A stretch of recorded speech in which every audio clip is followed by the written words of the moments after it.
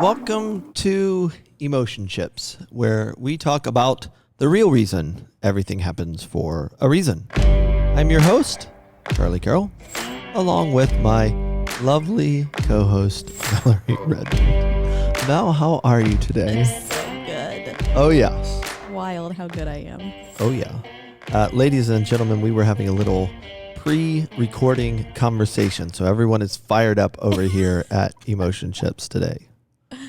Yeah, we're good. That's good. It's like a good warm-up, you know? Yes. You got to stretch before you start exercising. Yes. So what we were talking about is social media and everything that is going nuts and all that we are seeing in response to the death and of George Floyd and the arrest of the one officer right now, that was seen now in the video that will forever live in our minds with him on his neck. Did you see that the private autopsy came back yesterday? I did. Saying that it was different than what the coroner said.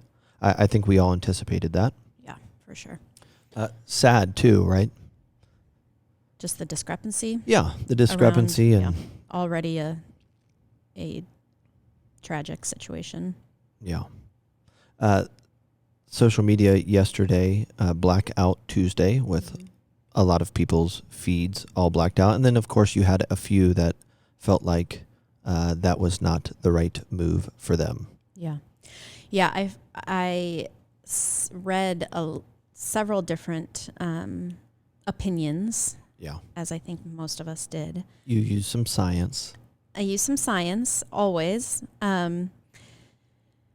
But I think some of the idea of it was to amplify Black voices. And so where I felt like I wasn't sure how to participate well was my silence versus the amplification of Black voices. Like I've been sharing some things that from Black people that I follow just about race and reconciliation and being anti-racist rather than just kind of hanging in the system as it is.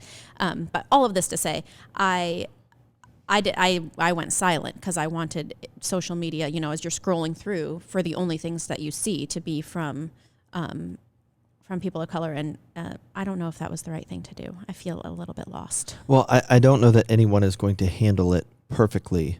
And I don't think that it's the point. It's interesting how very quickly you can try to make a decision to support people and do your best, but then there's always going to be this vacuum where you question whether or not you did all that you were supposed to do or whether or not you could have done more. Interestingly enough, I received several direct messages in regard to a post that was moving around about disappointment in Christian pastors and leaders and worship leaders about using the hashtag Black Lives Matter. Disappointed that they are using it? Or correct. Okay. Yeah. It was, I don't know exactly. I could find who it started with. It was someone within the world of Christian ministry that expressed their disappointment in the ignorance or immaturity of the Christian leaders, pastors and worship pastors that were so loosely using the hashtag Black Lives Matter. And the post, I'm sure you saw it, went on to say that, do you know who this organization is? And basically they were trying to draw attention to the organization Black Lives Matter versus the statement Black Lives Matter. And I just responded to them and said, like, you need to be wise about this, that you don't have to agree with the organization because the organization is very politically driven and tends to be left-leaning, which some people are not left-leaning, but you don't have to support the organization to support your friends and colleagues that are Black. Yeah, in my opinion, if you are spending your time splitting hairs about that, maybe you are not really wanting to face your own racism and your own complacency or your own participation in how things in our current system. Yeah. Yeah. It's, I just tried to encourage people that when it's all said and done, I'm willing to be misunderstood and misinterpreted to move toward things that I know are legitimate. Yeah.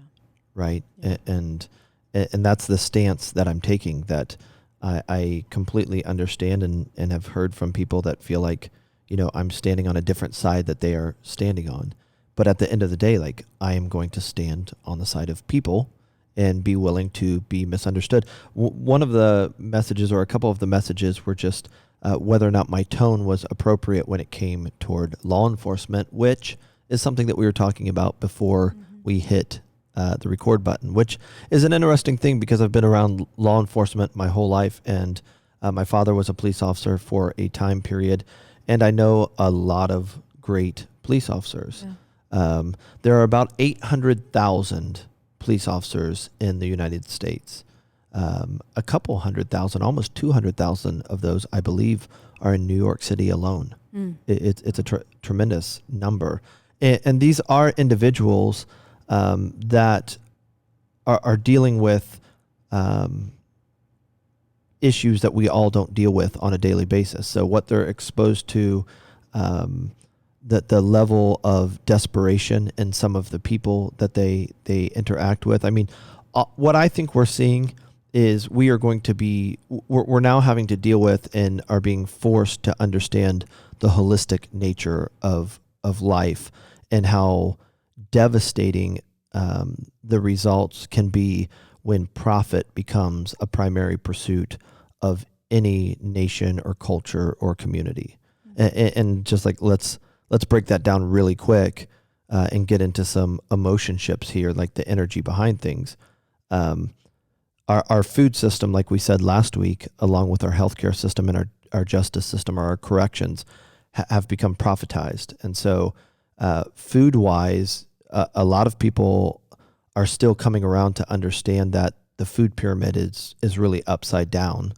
And if you are consuming a decent amount of carbs, which are the most accessible, most affordable thing to our country, you are going to become insulin dependent and not be able to use your mind the way you need to, or have the energy that you need to, which when your energy goes, so goes your relationships, and so go, one of the things that I said here to Gilman before we hit record, everybody's going to have a Gilman. Oh, yeah. Was just like, with some of these police officers that are, and again, I've been around law enforcement a lot of my life, so I've seen the behind the scenes stuff.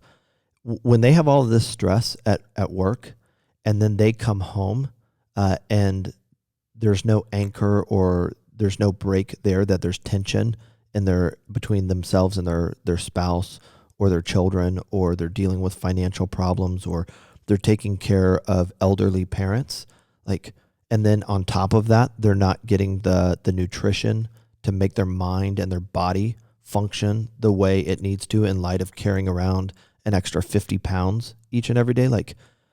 I think what we're starting to see is the ramifications of ignoring the holistic nature of life. And there's no acceptable reason to justify any behavior, right? The behavior is the behavior, and hopefully it works its way through the justice system and justice prevails. But there is a reason to go backwards and say what led to this, so that we can try to fix it and keep it from happening in the future. Sure. Yeah, I think I said in our last episode that just the training that law enforcement go through, I don't know everything that it entails, but I would put money on the fact that it's incomplete. Sure. Just in recognizing your own culture, your own biases, all of that. I think that, paired to what you're saying, is like kind of the secret sauce, Yeah. right? In creating a healthy society, because it has to start. It would be helpful for it to start with our law enforcement. Sure. Because of what happened last week, race is going to be the thing that is closest to us and at the forefront of our minds, where we see some of the greatest inadequacies right now. But, when I start to go outside of law enforcement and say, just like even with our teachers and our school systems, a trauma-informed approach to all kinds of self-development and even corrections is like essential. And if you think about it, when you start to see where and when the family started to break down and young kids started growing up in single-parent homes where even if that mom or dad that was raising the children was very mature, if they were still having to go to work to bring home and support the family, like their levels of strength and energy and their ability to stay whole and healthy themselves is extremely difficult. I mean, you know what it feels like when you are raising or you have the girls by yourself at home. If that was a 24/7 thing, like there's just not enough energy to go around to help the kids grow up and become a very whole person. Yeah, and I think I think that there's so much that is perpetuated through the generations, through media, I was just listening to a podcast with, I believe it was Dr. Anita Phillips, who I sent you the conversation she had with Christine Kane, and it was just, oh my goodness, it was so good. But she was citing, and I can find the source of this, but she was citing a study where it was kindergarten or preschool, elementary, it was teachers of young children. And the study was a number of teachers who they put 4 kids in a room, 2 black kids, 2 white kids, one of each gender, and told the teachers to look for the misbehavior, look for the child that's misbehaving. And they use this technology where you can track your eye, like where your eyes go. And like 9 out of 10, whatever the number was, went towards the black boy specifically. And then they told the teachers this, and they were horrified. They were absolutely horrified because they were like, I don't feel that. Like, I don't feel that I am conscious of this bias. But it's sort of inherent, right? Because you think about, well, the stories that we see in television shows and movies and books, and like it is the single black mom with the kids she can't control, and it just becomes inherent in us to think that, and we're not even conscious of it. Sure. And that, I think, is just so, that's why conversations like this are so important, to wonder, like, what do I believe, or what do I think that has no weight to it, right? Like it's just something that I've been sort of raised. It's the waters that I've been swimming in my whole life. Yeah, for sure. I mean, it definitely exists. And I think part of the problem is we don't expect or anticipate our own biases, right? And a lot of this is trying to explain away or understand how we process our differences, right? Just that at the end of the day, again, like we said last week, it's much easier to look at a person's skin color and then just put them into a certain bucket and treat them a certain way and think about them a certain way, when even if it's 2 white people or 2 black people, like there is a lot to understand based on the trauma we experienced when we were younger, and then also just like the environment that we were raised in. That's one of the things that I really like about Malcolm Gladwell's book, is just understanding how wide the gap is and how great the opportunity is to just totally misunderstand someone, even when race is not involved. And so sometimes I think that the easiest thing to do, which would be consistent with the rest of human nature, is grab the first thing, the first difference, the closest difference, and make that the issue, when the real issue is a lack of understanding, empathy, and hard work on our part to put ourselves in the other person's shoes. And that's why, what I was saying in some of these direct messages yesterday, like, I don't care that people might misunderstand my posts on social media or my words when it comes to Black Lives Matter, and confusing my belief that an actual black life matters versus whatever the organization is doing or standing for. Like, I'm willing to be misunderstood when it comes to that, and to move close and to press in versus stopping and justifying my behavior because I could be misunderstood on this side or from that person. Isn't it wild that saying that Black Lives Matter, people push back on that? Yeah. Like that has become politicized so that I say Black Lives Matter and someone's going to confront me. Like Sure. that is so screwed up. Yeah. It's really, really sad that that's the state of our country right now. Well, how do you respond? Because I think this is the typical response that I get is, of course, Black Lives Matter, Mallory, all lives matter. All lives matter, yes. Well, what's your response to that? Well, have you seen the analogy about the houses on fire? I don't believe so. I've seen this going around social media that you can say all houses matter, but there's one that's on fire. And so the fire department isn't going to go and spray down every single house. They're going to go to the one that's on fire. And I think that's a helpful analogy where it's like, of course, all lives matter. Like nobody is saying that your white life does not matter. Sure. What I've told people is it's just that your life is still difficult, right? Like you face troubles, you face hardships. Nobody's saying that only Black people are facing trouble. But your life is not hard because of your skin color if you are a white person. Sure.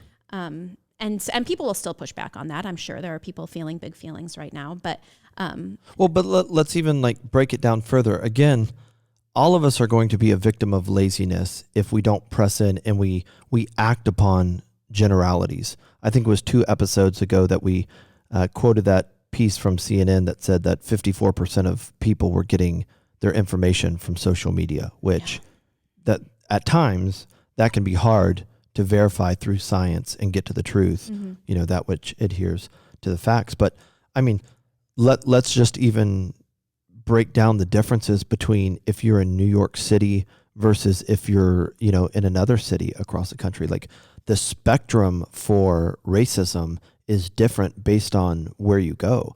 It exists systemically in this country just by looking at the country's history and knowing where we have come from, which is another thing that we need to get to. But there's this, we want to just make this blanket statement and act as if that applies over, the whole nation. It's different everywhere you go, and it's a lot worse in some places, and it's not as bad in some places.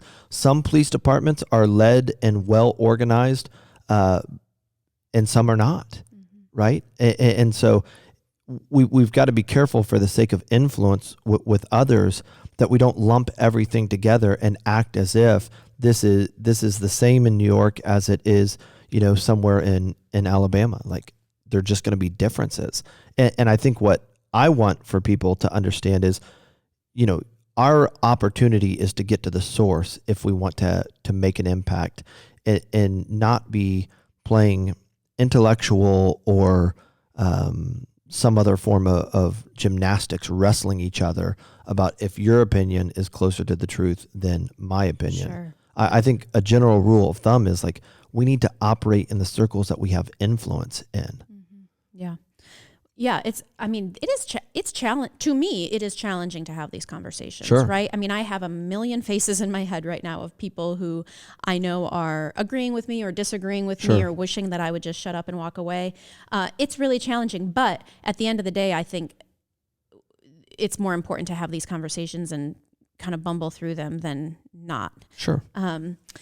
I have a really good friend a family friend who is a police officer in St. Louis, and life is very scary for him right now. Sure. I mean, my mom, she texts me and my siblings every morning to update us on, he's all right because his home is being threatened. And I mean, and he is, I know him very well. He is the cream of the crop. And so generalities are certainly not going to be helpful. But we all have to take our own responsibility, right? In learning our own biases, learning the generalities that we feel comfortable making and walking away.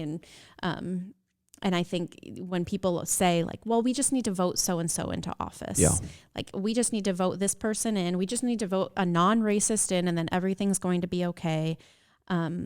we've had a black president, for goodness sakes, and look at our nation right now. Like, Sure. everybody's going to disagree with somebody that's in office. Or somebody's going to disagree with, we're never going to all agree with who is in office. And so that's why we need to take some responsibility for ourselves. Well, and it still comes back to,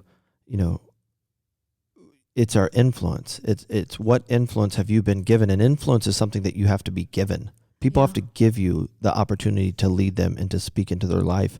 And I would just caution everyone right now to take a step back and make sure that your feelings and the energy that surrounds all of us right now during this historic and unprecedented time is not driving us. Because if we allow emotion and passion to get us to compromise the influence that we have, we're really setting ourselves back, because there are not too many people that we have a ton of influence with anyways. Sure. And so I'm not quick to take a position whose foundation is built on generalities. Right. Yep.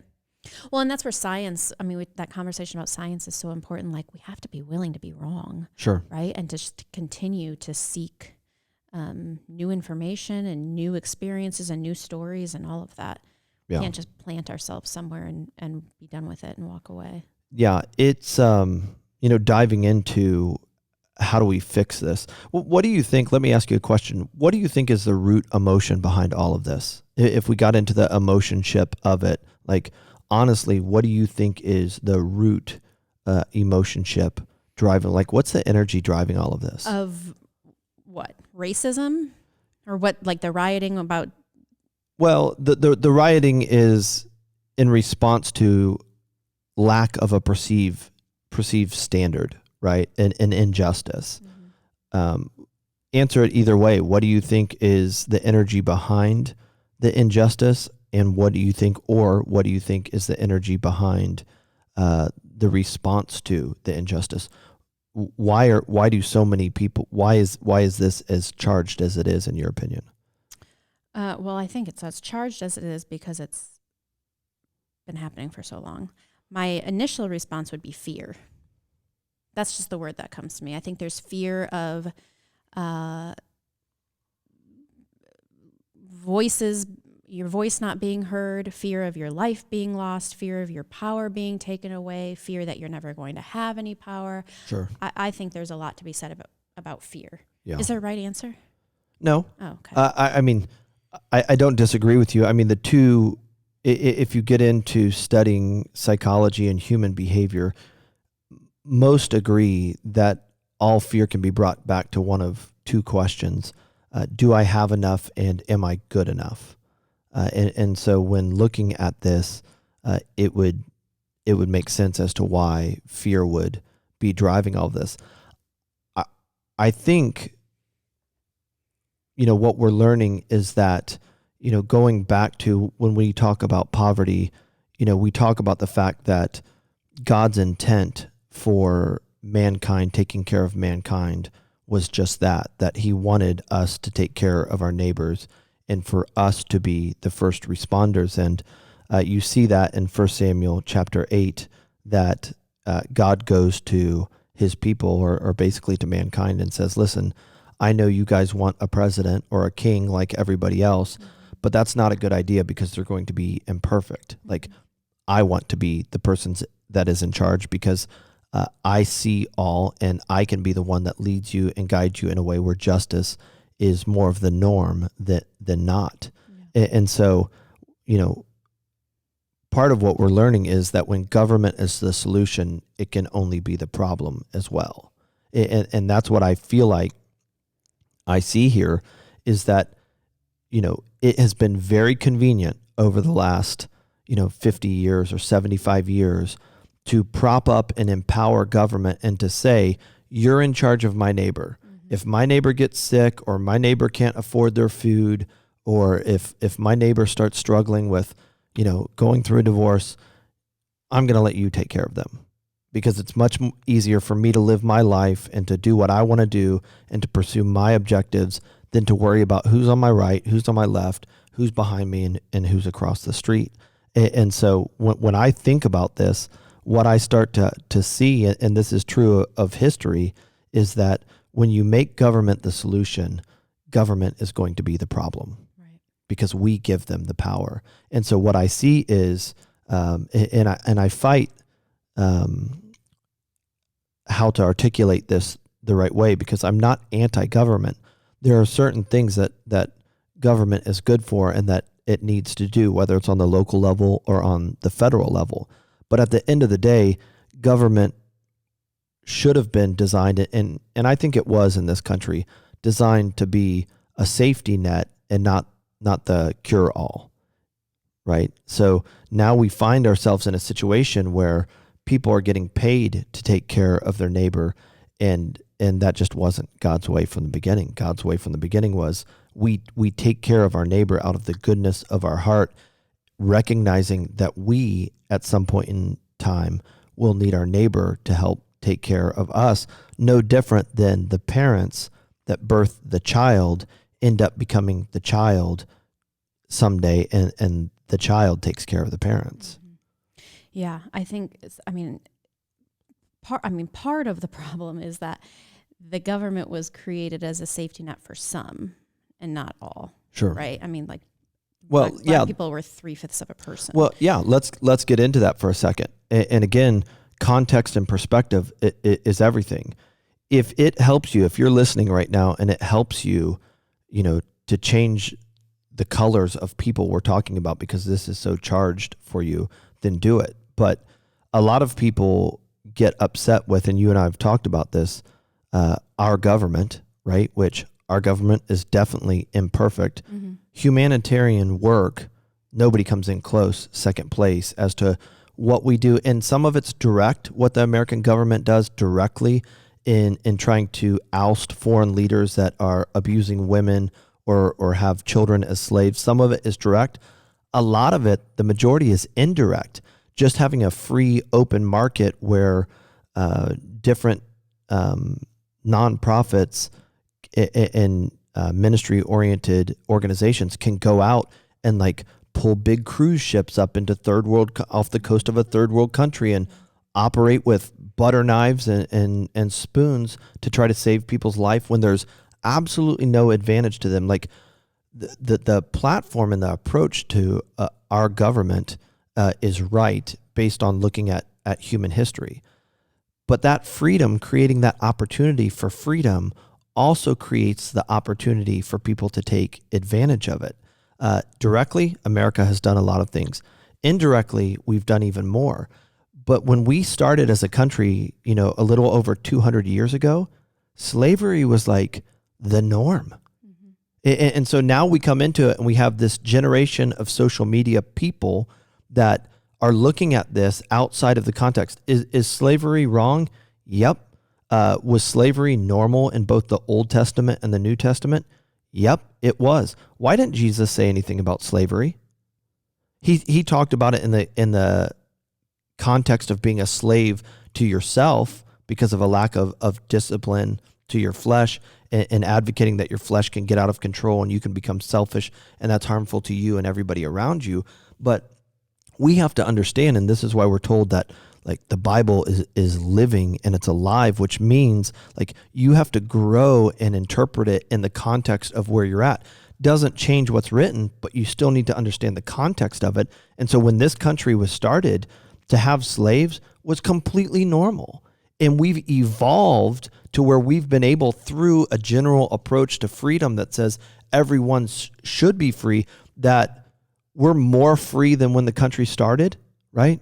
In general, we're more free, but we still have underlying issues where the spirit of slavery still exists and has not been abolished.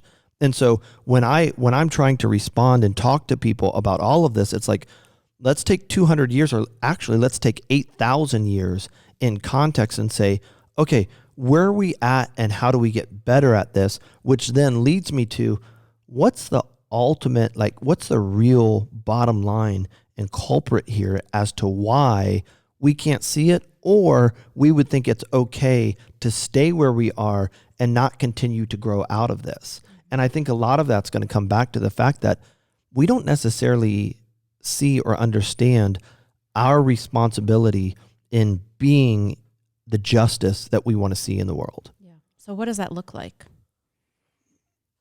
Being the justice that we see in the world, I mean, I think the analogy of the house on fire, I think is a great analogy, that all houses matter.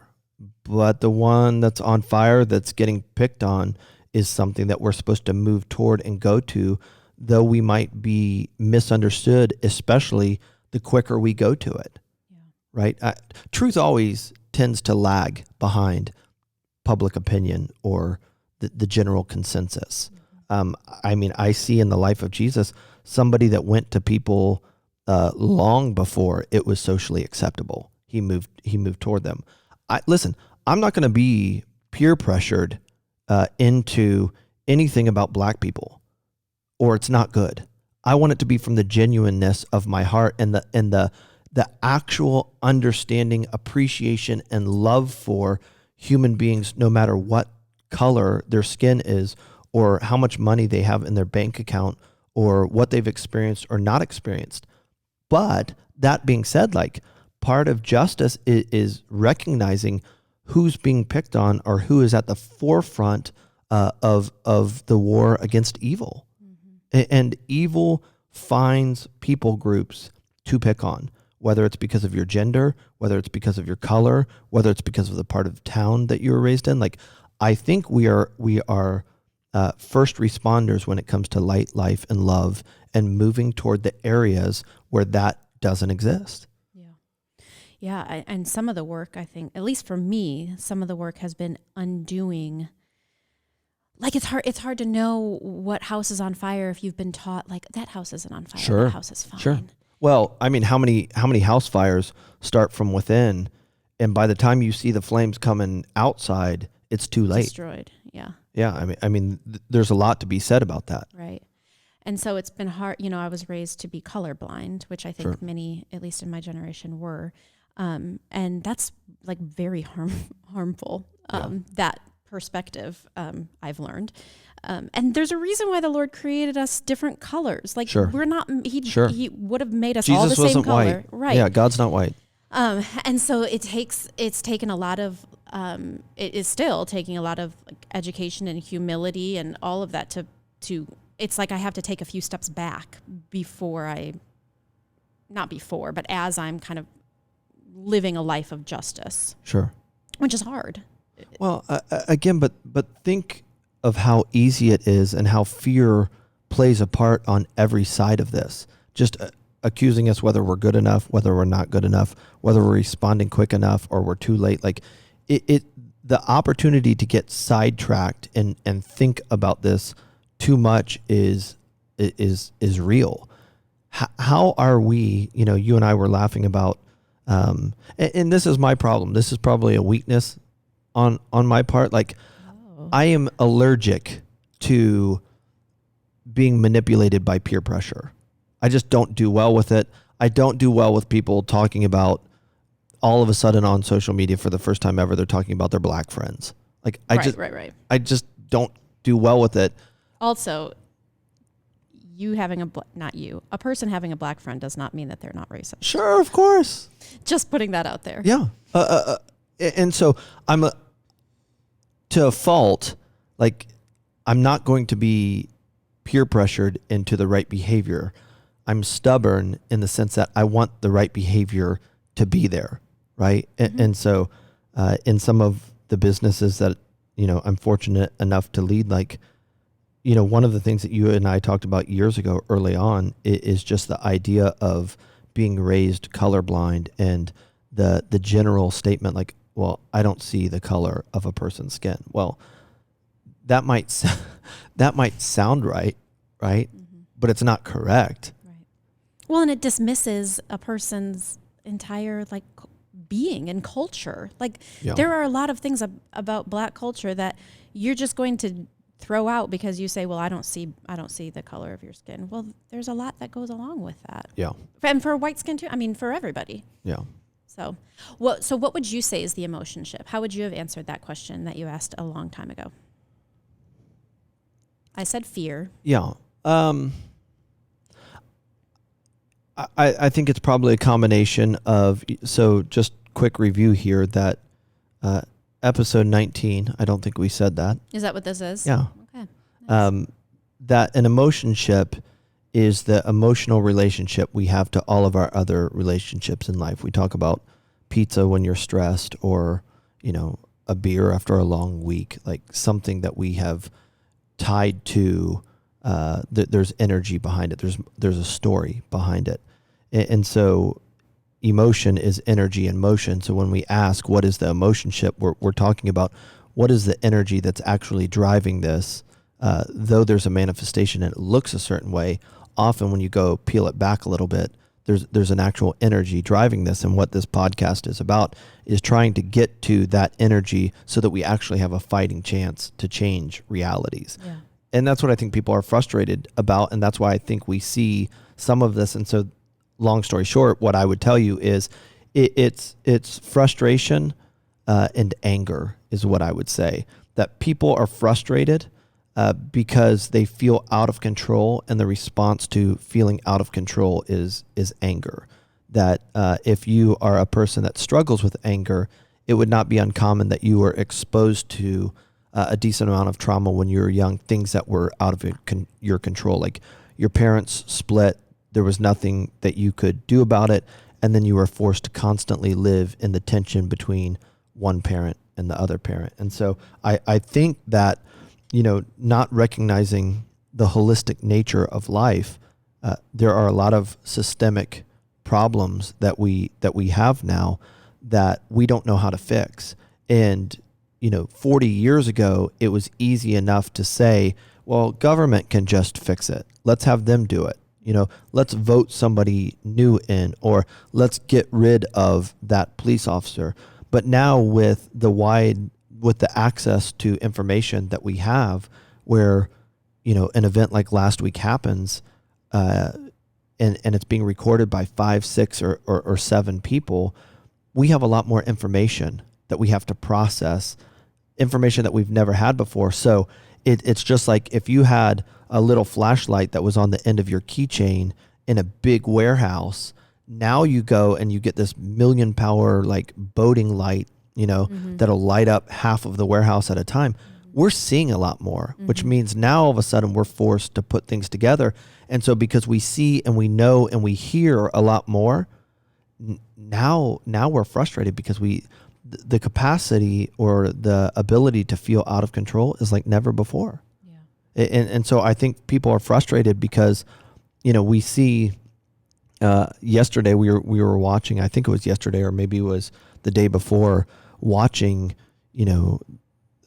this police/military force, I think some of them were National Guard, clearing people out, protesters out, so President Trump could go stand in front of St. John's, I believe, was it? Lutheran Church? It was a church. I don't know the name. I mean, first of all, somebody needs to get a hold of President Trump's advisor when it comes to photo shoots. Sure. We don't need to get into that, but somebody needs to get a hold of them and tell them clearing out a bunch of protesters in order for you to stand in front of the church and hold the Bible up awkwardly. I just don't know where it comes from. I would not advise that. I mean, I'm not, the end all be all by any means, pros, but I just don't know that is the thing. But when you watch those officers clearing people out, and just some of the aggression, it's just like, man, like, what are we doing here? Everybody's very angry. Yeah, I mean, you can see it, and that's the thing is like, I think that's kind of true. Everybody's very angry. Sure. Like all of us, for different reasons, sure. though. Like your small business is suffering because of the riots and the looting, or you feel, you're being discriminated against because of your skin color. Like we're all really angry, and it's very heightened right now. The anger comes from feeling out of control, right? When you shove me in the hallway because you want my lunch or whatever it is, and we don't know if we're about to go down, like we get angry because now all of a sudden I feel like my life is in jeopardy or my health is in jeopardy. This cannot be healthy for us, like physically. Do you remember, was it the last episode where I was angry? or 2 episodes ago. Remember when I came in and I was just like in a mood? Yes, I do remember that. And you could feel it? I could. I mean, everybody's in a mood right now. Sure, of course. Because I mean, it goes back to 1 Samuel 8, and it's just like God warned us of this in the beginning. When the government becomes the solution, government's going to become the problem, because the government is made of imperfect people. And that's why I say, as the church goes, so goes the government. Meaning, if the local church is the place that is not supposed to be driven by politics and human preference, but instead light, life, and love, where we help people find their passion and grow into it, then we are shaping the next generation of police officers, of doctors, of attorneys, of city councilmen and women. Like, as the church goes, so goes the world. And I think we're angry because now all of a sudden we're figuring out that people that wear badges are not superhuman. And in a lot of cases, they can be struggling with anger just as much as we do, or maybe even more. Right. And so I think the anger and frustration is coming from like, oh my gosh, we have put all of our hope, or a lot of our hope, in public servants and made them to be what they can't be, which is perfect.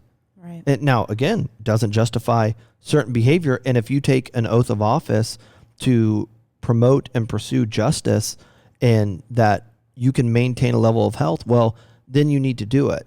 But I feel like what we're all sensing, especially on the heels of COVID-19, is I feel out of control. Yeah. I don't, stress comes down to one word, and we've said it multiple times on this: uncertainty. I don't know that mankind has been living, I don't know that there's been, at least in this country, a greater time of uncertainty in 200 years. Yeah. And so, it just gets back to we're not all equal when it comes to responding to uncertainty. We're all different. Mm-hmm. Mm-hmm. And so you're seeing this, I showed Mallory a clip from TMZ yesterday. How this has not made the national news, I don't know. But it's in, I believe, Baltimore.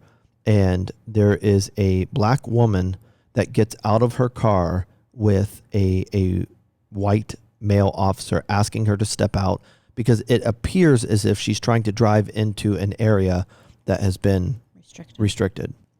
Well, she finally, after arguing, gets out of the car with him.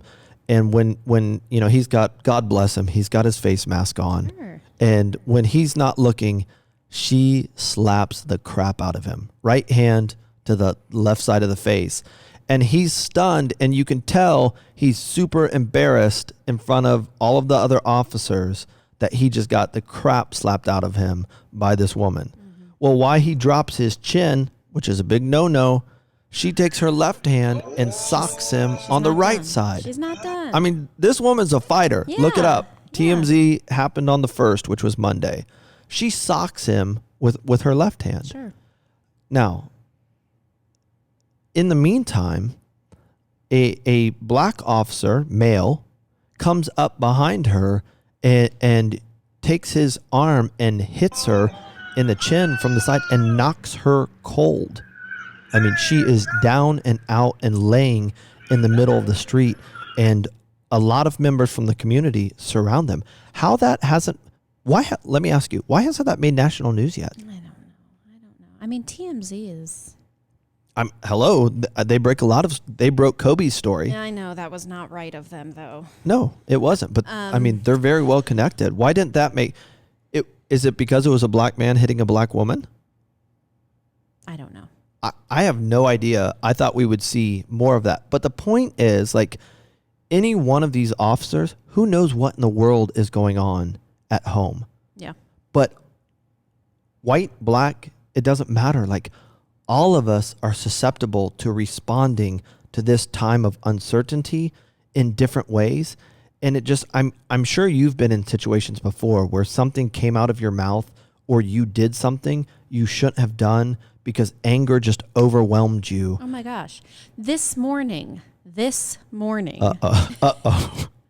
I just didn't get a lot of sleep, right? I mean, we have a 7-month-old baby. And so I didn't sleep very well. I think my husband slept better. And I was just like, I just wanted to be mad this morning because I was overtired, right? Like physically, I was not being well taken care of. And so... Can you emotionally. can you wear some sort of meter? You remember the Homeland Security meter? I do. It went from yellow to red. You read energy. That's my meter. Okay.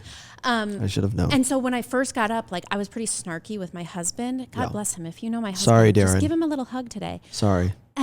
But this is the thing, like this is parenting gold, right? We're only a couple years in, but this is what we learned. Like we are on the same team. Yeah. He and I are on the same team. And it's so easy when we're overtired and we're stressed and we've had a bad day to go at each other. Yeah. Right. And that's what we're seeing is the black officer. I mean, skin color being the same or not, like we're on the same team. We are human, like we are humans. Yeah. We are human beings. We are Americans. We are on the same team. Sure. And we tend to forget that, especially when everything is so heightened. Most of the country's in fight or flight right now. Sure. Like it's just a very unhealthy and time. it's cheap and lazy, right? Does racism run deep? Yes.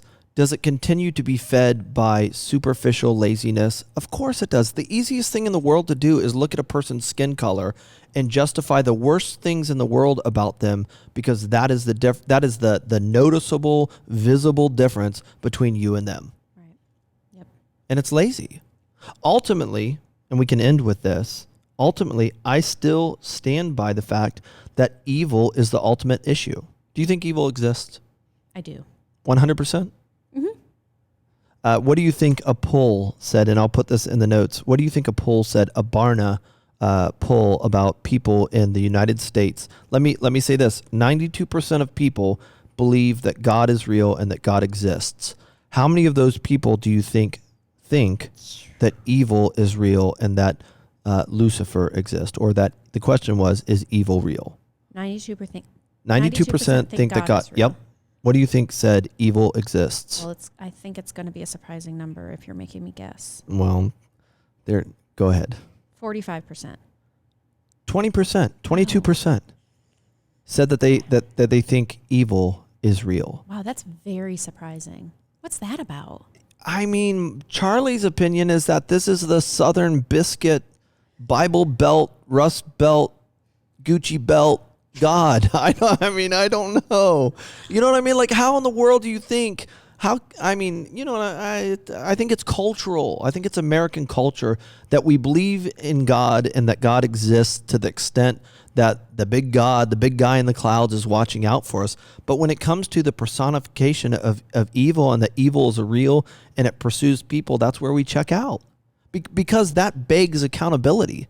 We've got to do something about that. Right. I mean, the biblical narrative is that not only is evil real, but it's personified in a person that pursues and seeks out people. And so when we got into this last podcast, the point is like, man, how long are we going to keep being distracted by the manifestation of evil versus going after evil itself? And I think, again, one of these things that people are really insecure and angry about is when evil manifests itself through the institutions and organizations that are supposed to be promoting good. Right. That is super scary. But these organizations are ran by and full of and sustained by people. And if evil is real and evil pursues people, then all people are subject to or can be vulnerable or instruments of evil. Okay, so what do we do with the government or the systems? Like, I understand that, like, the responsibility is on us, right? And you're speaking specifically, I think, to the church and and to Christians of, like, we are responsible for the change, right? Like, we can't sit back and wait for the government to change. Yeah, probably not going to happen. But then, what do we do with the government, or what do we do with the systems that are in place? Yeah, a couple of things. When Walmart went from when the original Sam that started Walmart started the company, it was made in America, right? Everything's going to be made in America. He came from a generation where we had fought different world wars, and he understood and believed in the importance of create things in America. So have Americans creating things for Americans so the holistic nature of that ecosystem supports itself. Well, then different people, to include the children, came along and thought that they would not be able to be competitive if they did not have the ability to make things for a lesser price. That narrative is similar to how we've treated our food, right? If I can get something, a bag of Funyuns for $1.99, well, then that is cheaper than the apple that I might have to pay $1.30 for.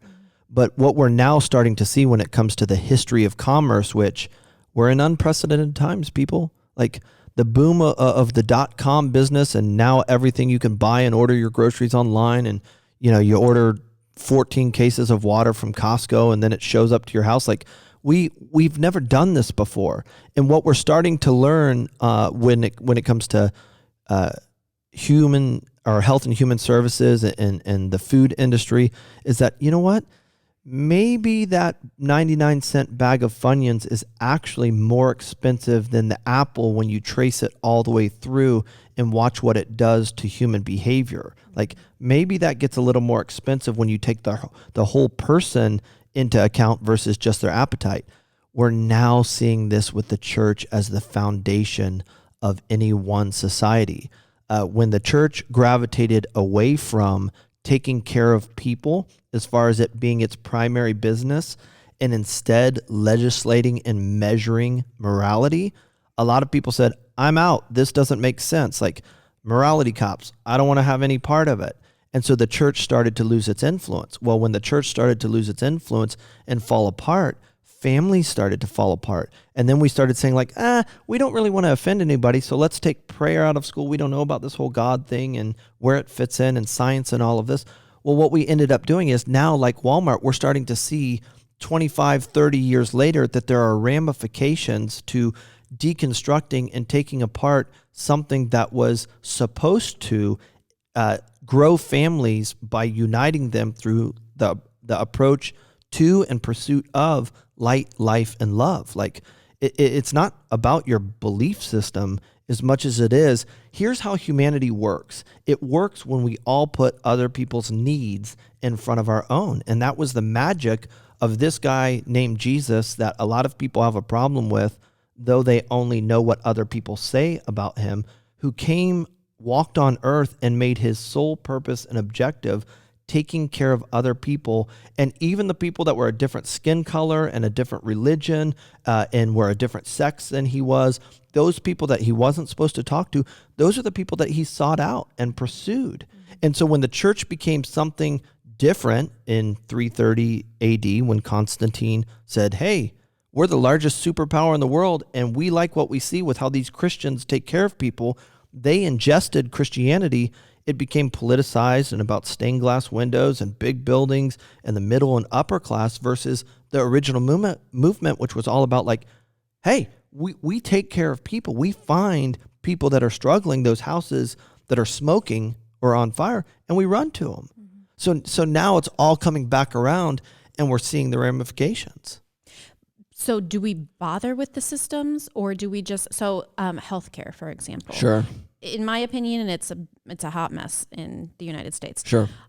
Do we even bother with creating change in the system, or do we just go to the people that need help with their hospital bills and we pool our money together and we pay them? Do you know what I'm saying? Yeah. Like how does our role and our responsibility work with the system, or does it?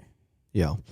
When Jesus is confronted, and the religious ruling class of the day is trying to confront him and trap him by taking him a coin and saying, hey, you guys are supposed to pay taxes to the government and you're not doing it. Are you guys rebels, or who are you? And Jesus says to his disciples, like, whose face is on that coin? And they said, well, it's Caesar's face. And he said, well, then go along with it. Go along with the system, fit into the system, and pay your taxes. But you have a bigger purpose. And so I don't think that our purpose is to overthrow the government or to find ourselves always working against it. By and large, government is big, heavy, and inefficient when it comes to meeting immediate needs. And people that are in trouble have immediate needs. And so my answer to that is our responsibility is to be available and to find those who have immediate needs and to do our best to try to alleviate them. Yeah.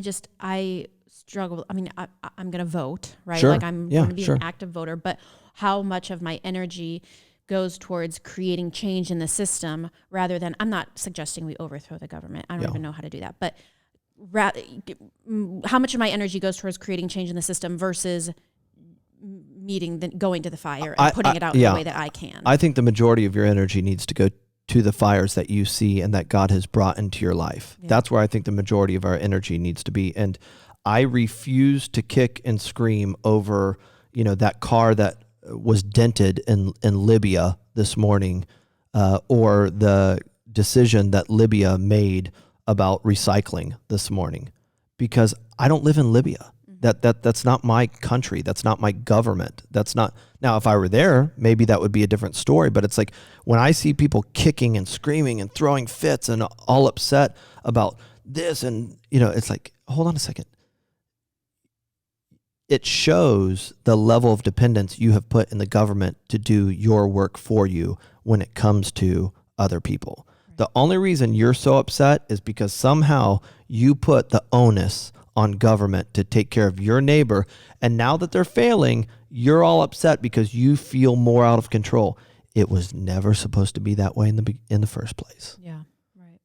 And so if you make government the sole answer, only government can be the sole problem because it's made up of imperfect people. Yeah. And then you see so many, especially on the dumpster fire that is social media right now, see so many people hiding behind government. Sure. And so it's like, well, President Trump is doing this and he's doing this and he's posing with the Bible. And so that means this. And it's like, that's not, you're out. Like right. You can't, at some point we all have to take some responsibility. I mean, I guess we don't have to, but look at the state of affairs when we don't. Yeah. So, well, we need to be available and support and vote our beliefs when we can. But I believe that to see the best results and to make the biggest difference, we need to go to the fires that have been placed strategically around us and do our best to alleviate them. Yeah. Episode 19, everyone. Until next time.